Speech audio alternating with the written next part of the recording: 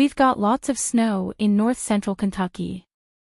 About 8 inches with the possibility of more on Friday and Saturday. Plus almost 1 inch of ice on the top of the snow.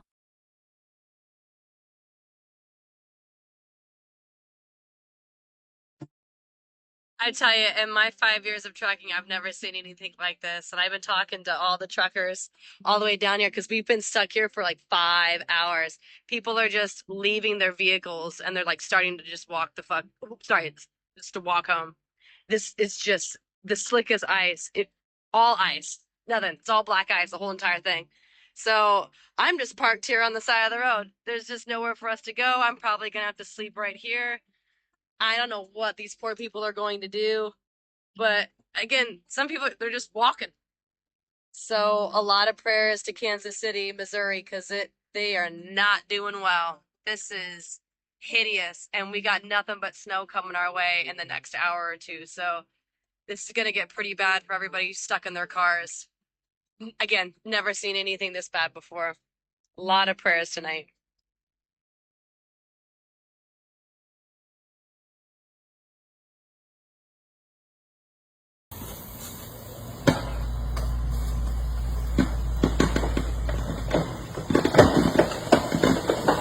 Holy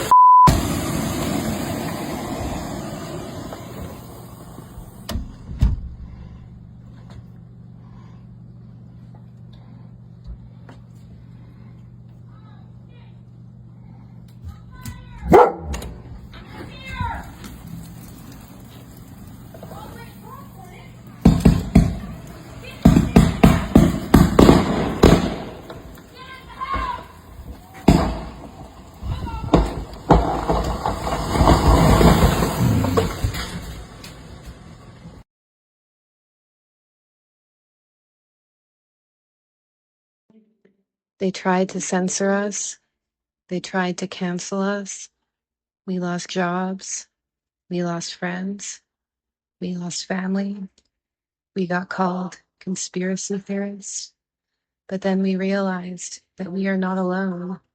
The others were also seeing what we were seeing, that we weren't crazy. So we started to speak up one by one. We showed others that it was okay to speak the truth. We stopped being afraid. We found new friends. We found new purpose. And many of us realized what was happening was bigger than just us. Many of us have gone through our own dark night of the soul the past few years. This dark night existed to help us shed false parts of ourselves and return us to our true selves. Many of us have gone through a rebirth process lately. America and many other countries in the world are also going through a rebirth too, because as within, so without. It has a purpose. The night is always darkest before the dawn, and instead of your great reset, you're having a great awakening.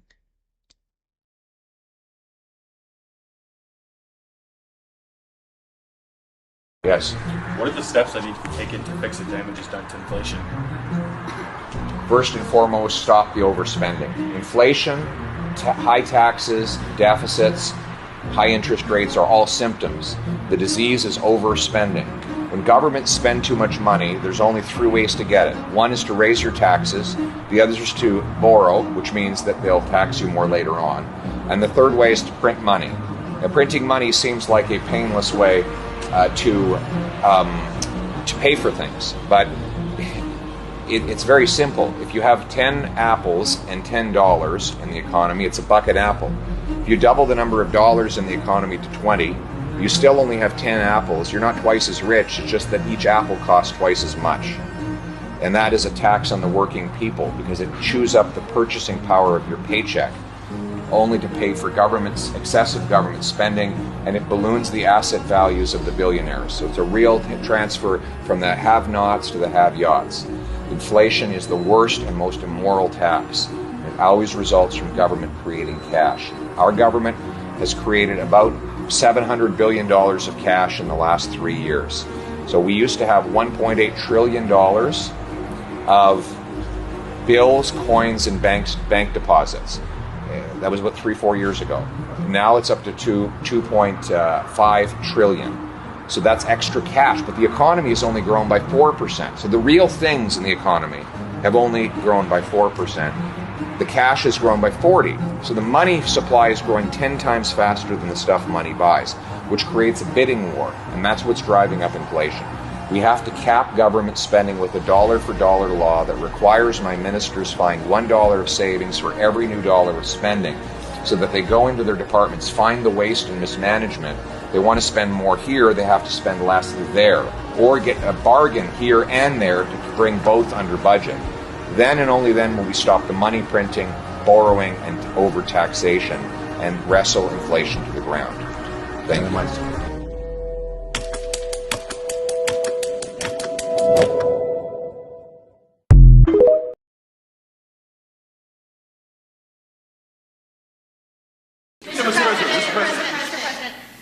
Two questions related to each other. First, you said on your first day of office, you're going to pardon January 6th defendants. Are you planning to pardon those who were charged with violent offenses? Well, we're looking at it, and we have other people in there. And as you see, I guess 24 or 28 people came now from the FBI. That came out very quietly. Nobody reported it, but they had people in some form related to the FBI. They had 4 or 5 people that were strongly related to the FBI. We have to find out about that. We have to find out about Hezbollah. We have to find out about who exactly was in that whole thing, because people that did some bad things were not prosecuted. You know, I see it all the time, and you see it too. People that were doing some bad things weren't prosecuted, and people that didn't even walk into the building are in jail right now. So we'll be looking at the whole thing, but I'll be making major pardons, yes.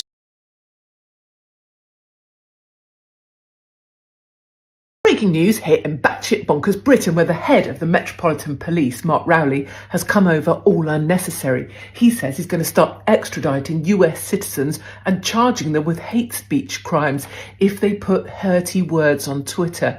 Mark Rowley forgets that Americans were raised with a constitution, their God-given right to life and to liberty and the pursuit of happiness, plus a First and a Second Amendment. He also forgets that we live on a little tiny island. He has a little tiny penis, and Great Britain fits into Texas 2.5 times. And Texans say, come and get it, for a reason. In other news, Andrew Tate is forming the Bruv party and wants to be Prime Minister. Andrew understands that Great Britain spends far too much time tiptoeing around cultures that choose to join it, and not enough time defending the Christian culture others have chosen to join. Plus, he'll turn up in a great car and probably a fair pair of Gucci loafers. And finally, Keir Starmer personally approved Labour's TikTok campaign.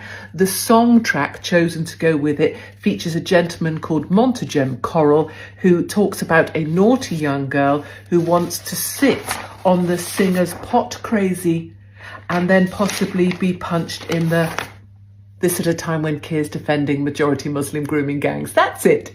Bonkers Britain.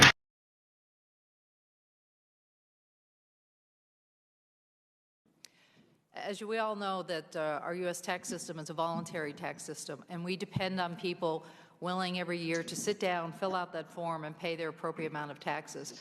So I really think enforcement is a reward to those who voluntarily comply.